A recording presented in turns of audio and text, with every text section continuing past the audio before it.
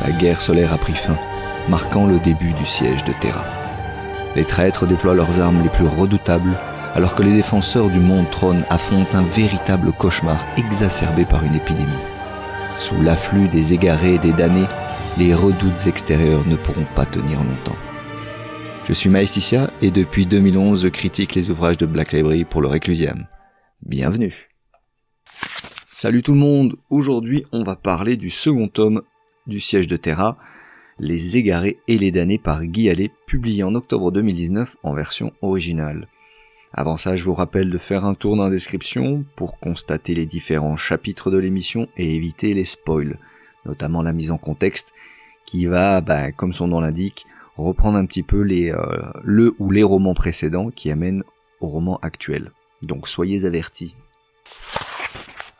Mise en contexte et petit récap du tome précédent, qui était donc La guerre solaire par John French, eh bien je ne sens pas le besoin de spoiler outre mesure les intrigues du premier tome pour le second, pour la simple et bonne raison qu'il n'y a pas de réelle connexion.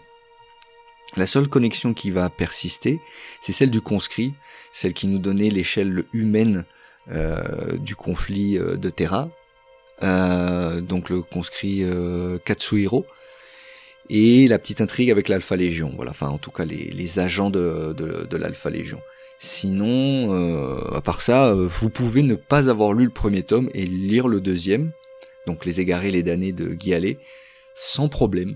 Parce que, la seule chose que vous devez savoir, c'est que le système Sol a été perdu, que les cercles sont tombés les uns à la suite des autres, que le blocus de Mars n'existe plus, que le Vengeful Spirit est en orbite de Terra, que les princes démons sont pressés d'en découdre, et vous avez tout ce qu'il faut, tous les prérequis pour attaquer le tome 2. En revanche, ce qui est sympathique et ce que je trouve intelligent en fin de compte de la part des auteurs, alors je sais pas si c'est les auteurs ou c'est la maison d'édition la Black Library qui a décidé ça comme ça, mais les dernières lignes de la guerre solaire de John French expliquent les trois primarques, donc Dorn, Lecan et Sanguinius, en train de constater les premiers bombardements officiels des traîtres sur l'égide, le bouclier de Terra. Et le deuxième tome commence exactement de la même manière. On a ce trio de primarques qui constate les bombardements sur l'égide de Terra. Et ce que ça apporte, c'est que ça arrive à transmettre le dynamisme, la tension du tome précédent au tome actuel. Et ça c'est génial parce que dans les Résidorus, à moins que je me trompe, mais à aucun moment donné on a une temporalité si courte entre deux tomes. Même la trilogie d'ouverture de les Résidorus, qui est très très proche en termes de temporalité, n'est pas aussi directe. Là c'est une affaire de secondes, c'est instantané, c'est la même scène, c'est exactement la même scène entre les deux. Et ça j'ai trouvé ça génial parce que ça permet de donner une dynamique, un momentum au tome 2, génial. Parce que ça se suit directement. Donc ça c'est très appréciable. Donc après c'est sûr, si vous avez lu les romans au fur et à mesure des publications françaises ou même anglo-saxonnes, vous avez dû attendre un petit délai pour pouvoir les lire. Mais moi là pour le coup j'ai enchaîné le 1 avec le 2, ça a été très appréciable de constater cet enchaînement et ce dynamisme, parce que John French a cette dynamique, a cette fluidité qui transfère en fin de compte à Guy Hallé. L'autre chose que je pourrais dire concernant la mise en contexte, c'est, étant donné que ce roman Les égarés et les damnés est de Guy Hallé, l'autre tome qui est notable de cet auteur, c'est La mort des titans. C'est le tome 53 de Les Résidorus, et comme son nom l'indique, ça parle principalement des titans, du Mechanicum évidemment, qui est jamais très loin des titans, qui est quand même un bon, moi j'ai trouvé très bon roman, je vous renvoie à la critique sur le Reclusiam, je l'ai beaucoup aimé, donc là dans ce tome il y a une petite connexion que si vous avez lu, évidemment, La Mort des Titans, vous l'apprécierez. Si vous ne l'avez pas lu, vous ne vous en rendrez pas plus compte que ça. Ça serait un événement X, on va dire. Mais si vous l'avez lu, en revanche, voilà, vous aurez un petit sourire en coin de lèvres, parce que c'est bien amené. Voilà, c'était bien amené. Sinon, à part ça, comme je le disais, vous pouvez quasiment lire le tome 2 sans avoir lu le tome 1, si vous n'aimez pas les combats spatiaux, les vaisseaux et tout ça. Vous pouvez attaquer directement avec le tome 2. Je vois pas de contre-indication en termes de fil narratif. Dramatis Personae. Alors comme on s'en doute, on va trimballer un bon nombre des mêmes personnages que le tome précédent.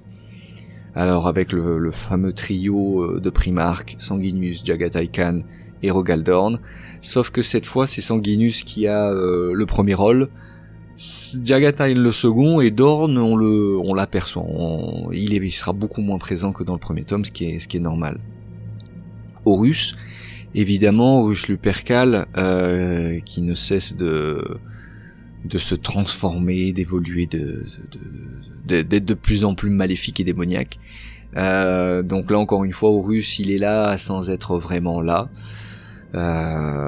Perturabo, en revanche, lui, il sera vraiment dans la place, comme on dit.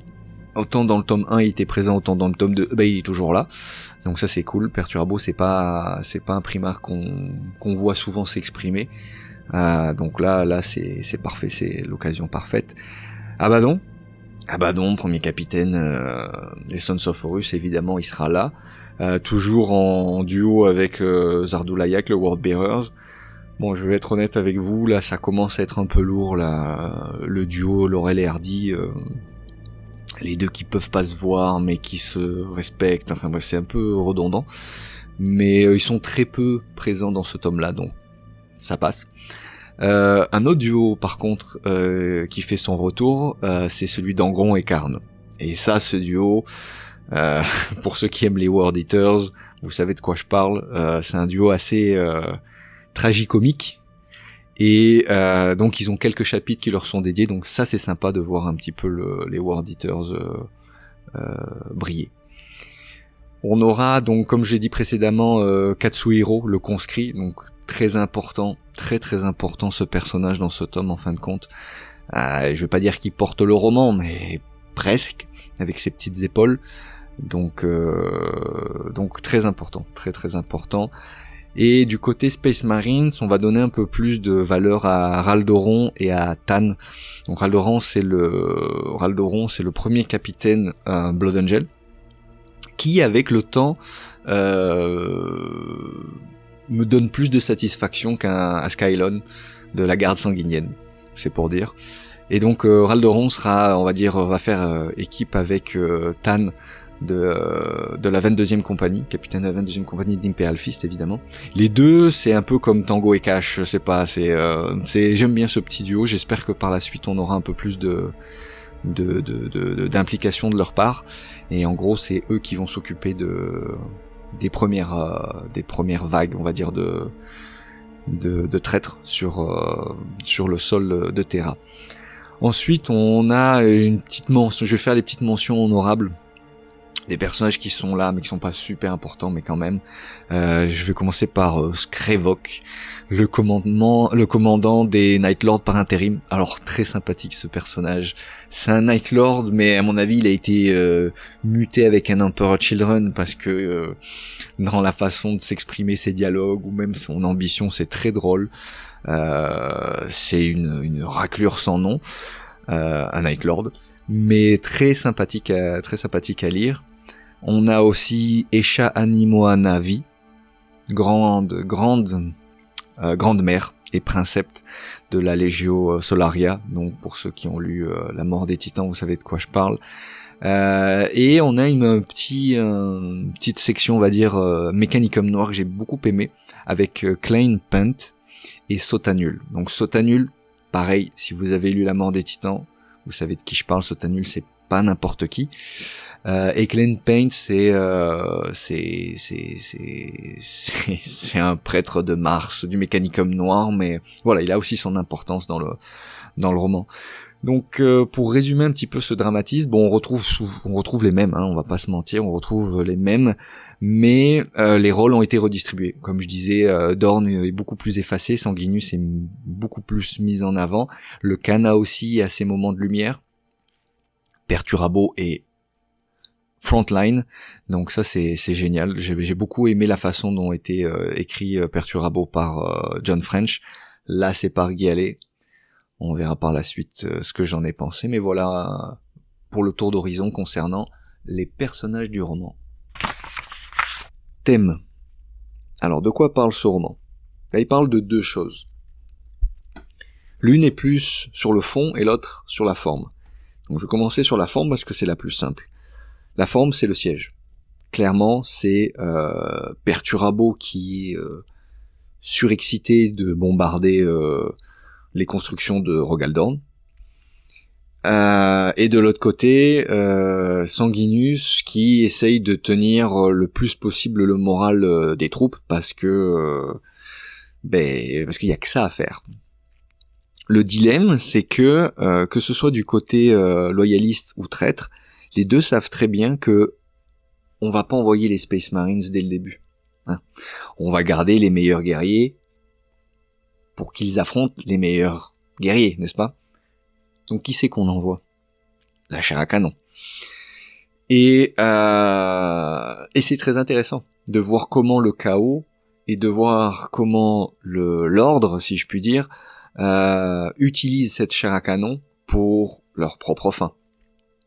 Donc le premier aspect de ce tome, ça va vraiment être un côté stratégique. Le bouclier n'est pas éternel, mais il est d'une technologie tellement complexe qu'il est extrêmement difficile à outrepasser, et ça, Perturabo va se faire un plaisir de le déconstruire, par exemple. Il y a un côté, donc comme j'ai dit, stratégique du siège qui commence à prendre place. Il y a un passage que j'ai beaucoup aimé, qui n'est pas un spoil outre mesure, c'est simplement au début du roman, on a l'ange qui survole le palais et qui nous fait en fin de compte un état des lieux. Les différentes portes, les remparts, les forces ennemies, etc., etc. Et ben ça c'est super bien pensé parce que ça m'a donné automatiquement l'envie de voir une carte.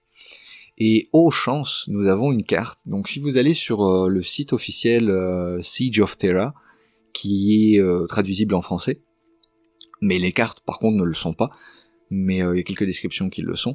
Si vous allez sur ce site, vous trouverez en fait les cartes du siège. Et d'ailleurs, j'en profite pour faire une petite nota bene concernant la guerre solaire. Vous avez la carte spatiale avec les différents cercles. Il n'y a pas les deux derniers.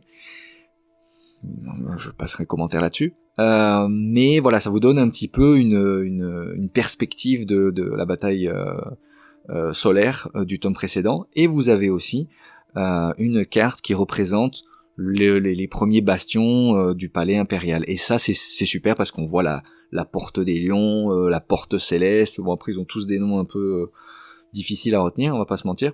Mais le fait d'avoir lu ce passage avec Sanguinius, l'auteur utilise littéralement la capacité de vol de Sanguinius pour nous faire vraiment un plan aéronautique de la cité et de ses défenses, et ça c'était vraiment bien pensé, et ça pousse le lecteur à se mettre dans un état un peu plus ok, là il y a une stratégie, va falloir mettre en place des tactiques pour faire tomber tel mur, mais à quel moment, pour quelle fin. Donc vraiment ce tome-là il aborde le thème de la stratégie de façon intelligente, je trouve, avec les primarques qui vont évidemment se tirer la bourre pour savoir qui est le plus intelligent, qui est ce qui va être le plus rapide.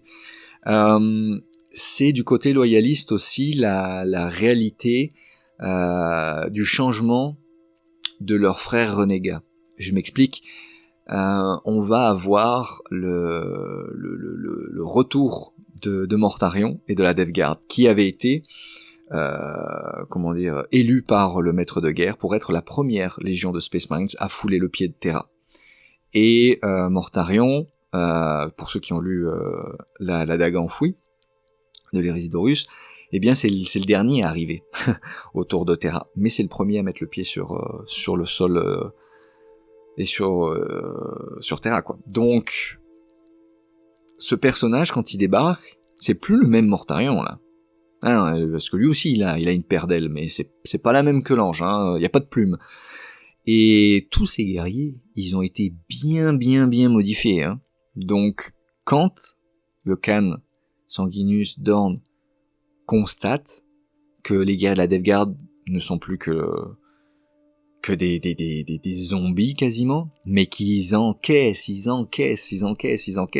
au point qu'il faut leur tirer une balle dans la tête, quoi. Le mode zombie est activé, quoi.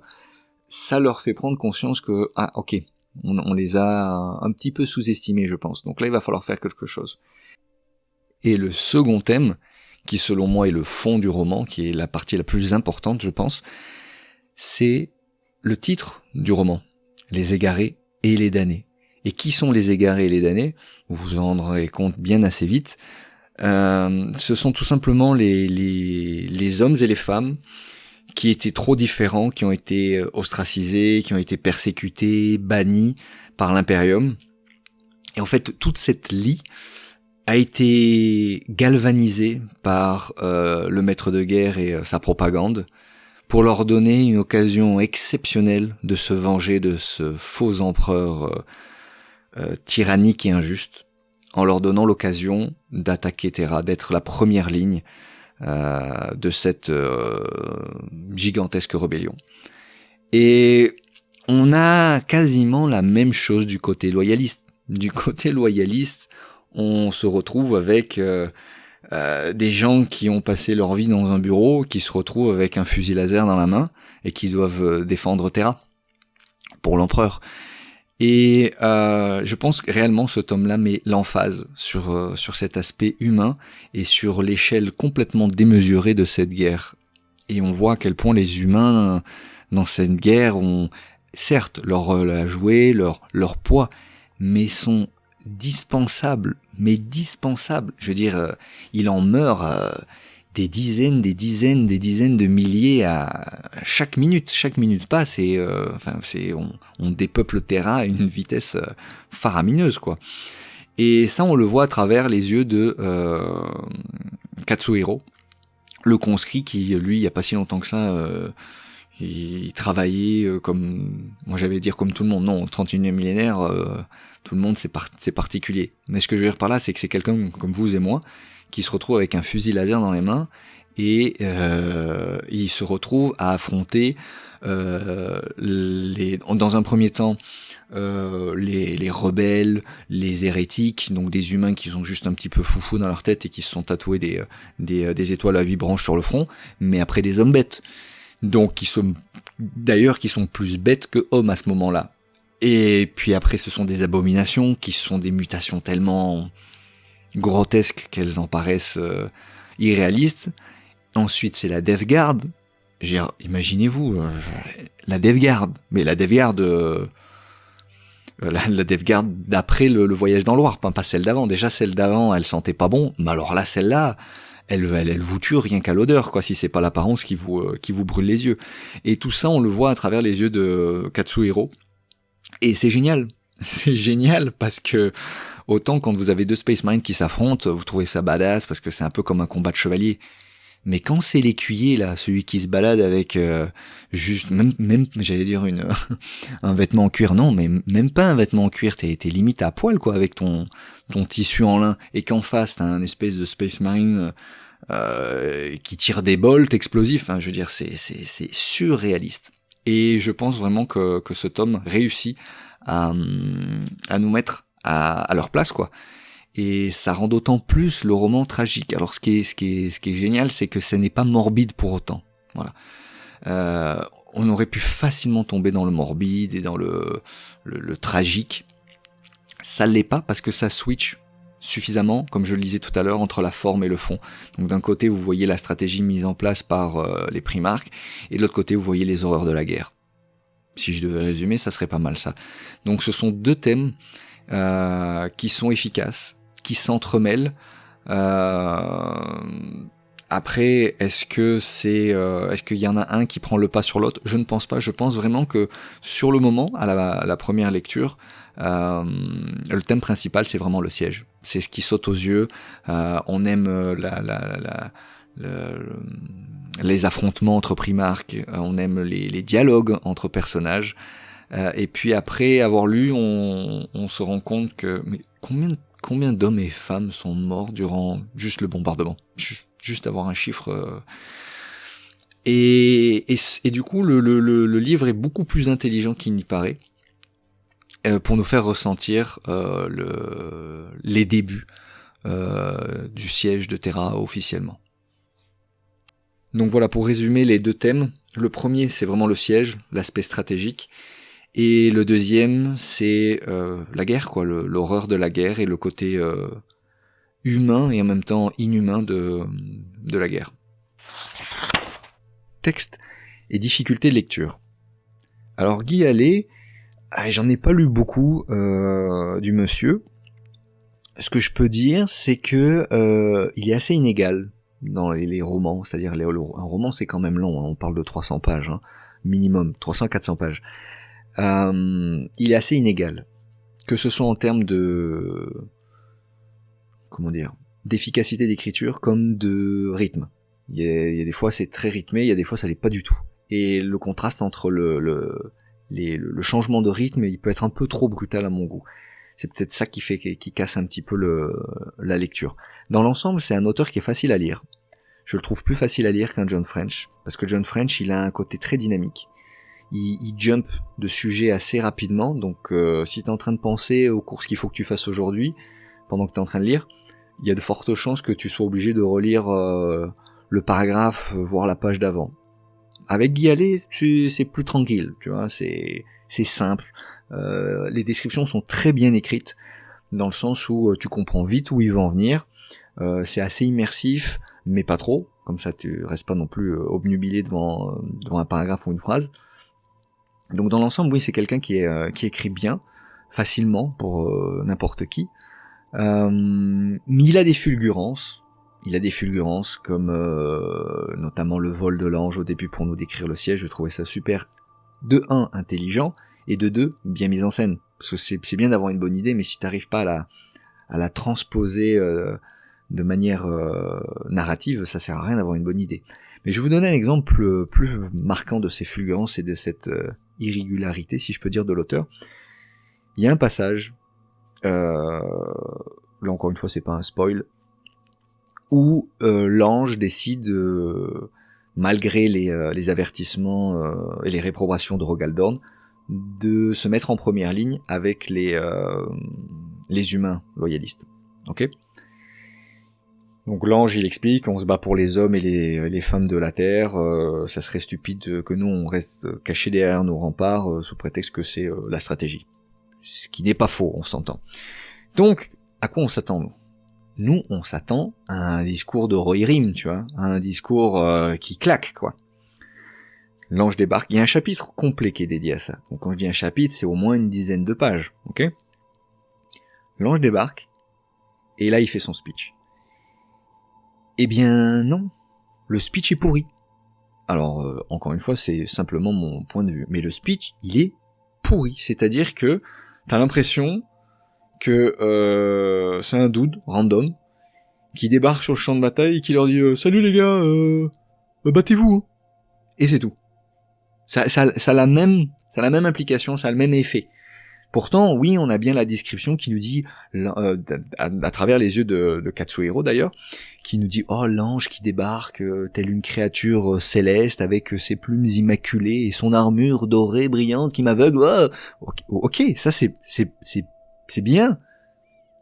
Mais il n'y a pas l'étincelle, il n'y a pas je sais pas comment l'expliquer, mais il n'y a rien. J'ai lu ce chapitre, je me suis dit quoi ?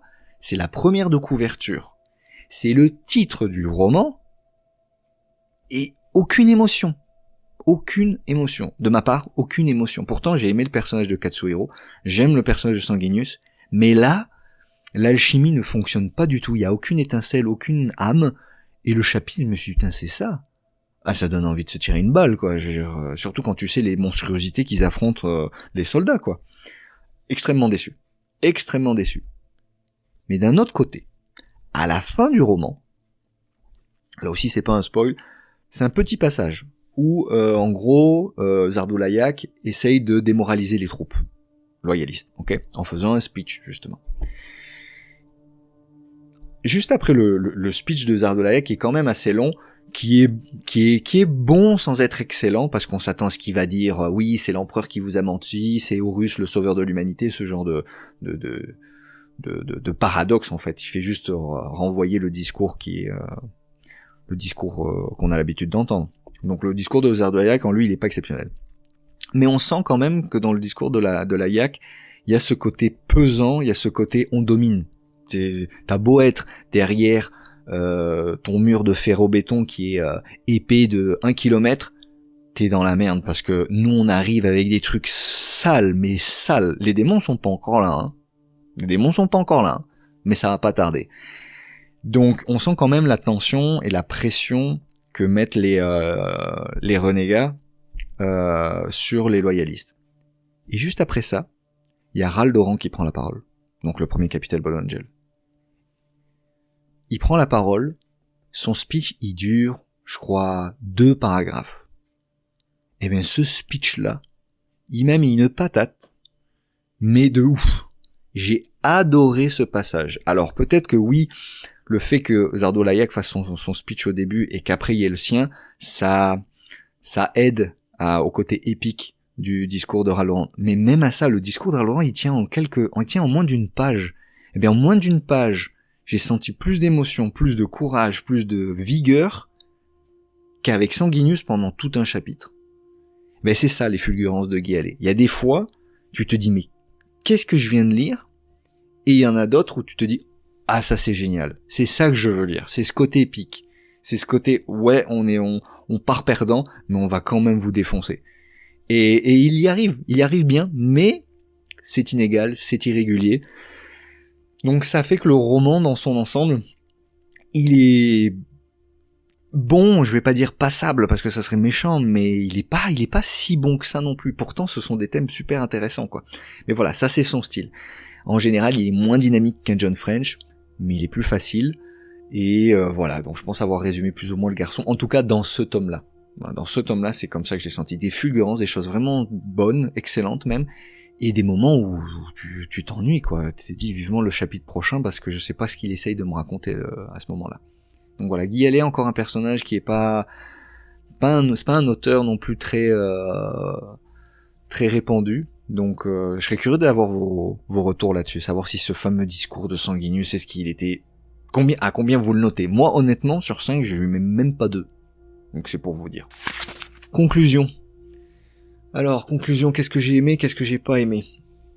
Alors j'ai aimé les fulgurances de Guy Halley.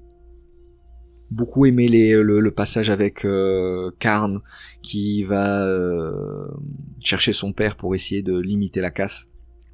Ce passage dans le Conqueror, la barge de bataille des World Eaters est super bien décrite. On sent vraiment l'ambiance lourde et macabre des World Eaters, parce qu'il y a des morceaux de gens de partout.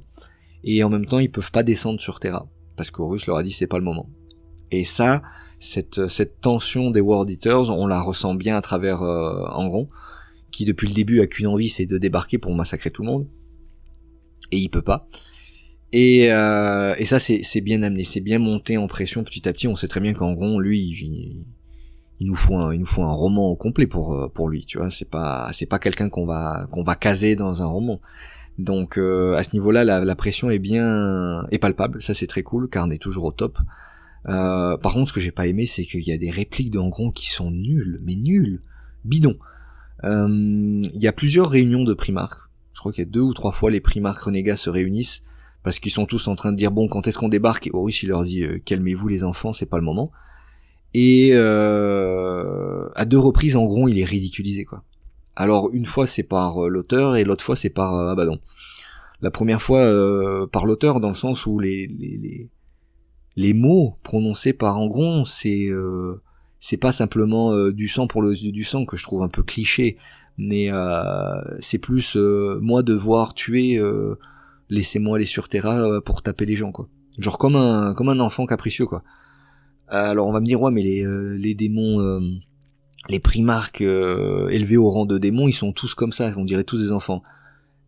C'est vrai, mais pas à ce point-là. Je veux dire que Fulgrim ait l'air capricieux et obséquieux, c'est très très bien. C'est comme ça qu'on l'aime d'ailleurs. C'est une petite baltringue et il remplit très bien son rôle. Mais en gros, il est pas capricieux. En gros, il est juste fou de rage. Donc à la place de nous mettre 3-4 lignes de dialogue pour nous dire papa en grand pas content, mais non juste un gros hurlement là, c'est un truc qui vient des tripes. Et ça suffit, on a compris. T'as pas besoin de nous expliquer qu'en gros il a envie de taper, on le sait. Et qu'est-ce que ça fait ? Ça ridiculise le personnage, parce qu'on se dit, en gros, taper, stupide, quoi. Il est pas stupide, en gros, il est juste fou de rage. C'est, les gens, ils ont tendance à confondre. C'est pas parce que t'es en colère que t'es bête, ou stupide. Donc, j'étais très déçu des répliques d'Angron. À la fin, ça s'améliore un petit peu, mais les espèces de colloques de Primarque, là, c'est la foire c'est la cour des miracles, quoi. Donc j'ai pas du tout aimé ça. J'ai pas du tout aimé le discours de Sanguinius, comme je l'ai expliqué précédemment. Je trouve que ça fait un flop terrible. C'est dommage. C'est dommage. Sanguinius, il a un peu le rôle du Primarque qui se laisse écraser, tu vois. À un moment donné, il voit le fabricateur général de Mars qui est exilé sur Terra, il fait un peu... il se laisse marcher dessus un peu, quoi. Je veux bien que Sanguinius, il soit... qu'il ait son côté humaniste, etc., mais je veux dire, il se fait un peu marcher dessus, j'ai pas trop aimé ça, quoi. Donc voilà, un peu déçu. Et le pire que j'ai été déçu, je pense que ça a été le Khan. Le Khan, il y a une scène où le Khan, il se voit mourir et il abandonne. Genre, en gros, tu le vois mourir. Alors ouais, je vais pas entrer dans les détails, mais en gros, il se fait blesser et il se voit mourir. Il est en train de faire un monologue en se disant « j'ai bien battu, je me suis bien combattu pour l'empereur, je meurs avec le sourire aux lèvres. » Non, c'est bidon. C'est bidon. Le Khan, il fait pas ça. Le Khan, il se laisse pas crever comme ça. Où est-ce qu'on a vu ça ? Non. Enfin, je sais pas les autres. Mais non, le Khan, il meurt le sourire aux lèvres, mais il dit pas qu'il se voit mourir et que quand on est au début du siège de Terra, le gars il va laisser tomber dès le début comme ça. Non, j'ai trouvé ça un peu facile, j'ai trouvé ça un peu surprenant de la part du Khan. Peut-être que oui, peut-être que c'est mon interprétation du Khan qui est peut-être différente, mais moi ça m'a vraiment choqué. Quand j'ai vu le Khan se laisser crever, comme j'ai dit, mais c'est quoi ça ? C'est pas le Kagan, c'est pas le Khan des Khan, ça, il se laisse crever aussi facilement ? Enfin bref. Donc je trouve que dans l'ensemble, que ce soit Sanguinius, Angron ou le Khan, il y a des répliques qui sont hors de propos. De mon point de vue, elles sont hors de propos. Après, peut-être que certaines personnes l'apprécieront, parce que ça ajoute quelque chose. Moi, j'ai trouvé que ça retire plus que ça ajoute. Voilà, ça c'est vraiment les choses que j'ai le moins aimé. En revanche, ce que j'ai aimé le plus, c'est le côté humain, c'est le côté chair à canon de Katsuhiro. Même à la limite, l'intrigue de l'Alpha Légion, elle devient secondaire, voire tertiaire, tellement c'est important de comprendre le point de vue des humains dans le siège de Terra, et de savoir que ça a été eux, quoi, qui ont temporisé les premières vagues et les premiers bombardements, quoi. Donc tout ce qui est description sonore, tout ce qui est description olfactive avec la puanteur des morts, de la Death Guard, les virus qui sont propagés par la Death Guard, le vacarme assourdissant, je veux dire, il y a de très bonnes descriptions de Guy Halley qui nous expliquent à quel point tu deviens sourd et ça devient un fond sonore, les bombardements, et quand ils s'arrêtent, tu entends le fameux, vous savez, quand le silence revient, c'est plus un silence, c'est des acouphènes terribles, quoi. Et ça, tout au long du roman, c'est super bien distillé. À aucun moment donné, j'ai trouvé ça, oh là là, encore une fois, il nous parle du vacarme. Non, dude, c'est exactement ça qui arrive. Le bombardement, il est incessant. Ça ne s'arrête jamais de pétarader. Donc autant dans l'espace, personne ne vous entendra crier, mais sur Terre, laisse-moi te dire que entre ça, la résonance des champs magnétiques, les cris, les hurlements et le climat, parce que tempête, tonnerre, pluie et j'en passe, l'être humain qui n'a pas, même si t'as ton masque à gaz, hein, l'être humain qui n'a pas une armure énergétique scellée, je veux dire, c'est l'enfer sur Terre. Et à plusieurs fois, on le sent bien à travers Katsuhiro qu'il a qu'une envie, c'est mourir, quoi. Enfin, laissez-moi mourir, que cet enfer finisse. Et ça, voilà, vraiment, ça a vraiment été pour moi le cœur du roman, et c'est ce que j'ai le plus apprécié. À qui je conseille ce tome? Eh bien, j'ai envie de dire, ça va vraiment dépendre des personnes, parce que je pense que c'est aussi un tome qu'on doit lire, mais qui n'est pas obligatoire. C'est comme la guerre solaire. La guerre solaire, si vous n'aimez pas les combats spatiaux, la lisez pas. Je veux dire, vous allez rien perdre à ne pas la lire. Les égarés, les damnés, c'est la même chose. Si vous ne voulez pas d'affrontement en première ligne, où il n'y a pas beaucoup de Space Marines, parce qu'il n'y a pas beaucoup de Space Marines dans ce roman. Faut être honnête, c'est des humains comme des humains. Alors oui, les Primarques et les Space Marines, on les voit, mais ils sont sur les remparts. Il y a des affrontements, mais ils sont sporadiques, et ils sont pas au cœur du roman. Donc si vous aimez juste les Space Marines, bah, le tome 2, vous pouvez vous en dispenser, quoi. Vous pouvez attaquer directement le tome 3, par exemple, je sais pas. Mais d'un autre côté, si vous lisez pas ce tome, et vous manquez un morceau super important, et un moment, ben voilà, c'est les hommes qui défendent Terra, quoi. Genre merde, ça vaut la peine d'être lu. Donc le roman est pas exceptionnel, l'auteur est pas fou, mais il arrive quand même à faire un joli pied de nez en disant, voilà, non seulement je vais vous parler de siège, mais je vais vous parler d'humanité, tout en restant tout public. Bah, c'est pas mal. Par contre, voilà, si vous voulez de l'affrontement, voilà, de Space Marines et de l'épicness, bah, vous allez pas en avoir. Et c'est pour ça que, sur 5, j'aurais tendance à lui mettre 3 sur 5. Un petit peu moins que John French, parce que c'est facile à lire, mais c'est moins agréable à lire, voilà. Si je pouvais faire un petit rétrospectif par rapport à la difficulté de lecture, c'est qu'il est facile à lire, Guy Hallet, mais il est moins agréable à lire qu'un John French, je trouve. Ce qui donne lieu, ben voilà, ça dépend les goûts. Et les couleurs des personnes, certains préféreront plus le côté dynamique, et d'autres préféreront, bah moi ça me gêne pas, je préfère qu'on parle de sujets intéressants, même si c'est un peu mou. Donc voilà, mais je l'ai trouvé quand même bon dans son ensemble. Mais je dirais que, mis dans son contexte, il vaut un 3 sur 5, il vaut pas plus, peut-être même un peu moins si, voilà, les gens qui aiment les Space Marines et qui n'en voient pas assez pourraient dire, ah ouais non, ça vaut même pas un 2.5 parce que bah y a pas de Space Marine. Ouais, mais justement, c'est le principe du roman. Y a pas tant de Space Marine, mais il y a la magnitude Space Marine face à l'échelle humaine. Et encore une fois, je le répète, je trouve qu'à ce niveau-là, c'est une réussite, honnêtement. L'émission touche à sa fin, j'espère qu'elle vous a plu. Je suis toujours curieux de savoir ce que vous avez pensé de l'émission et du roman, donc Les Égarés, les damnés. Est-ce que vous avez aimé le speech de Sanguinius par exemple? Je serais curieux, donc n'hésitez pas à vous exprimer. Merci pour votre écoute et à la prochaine. Ciao!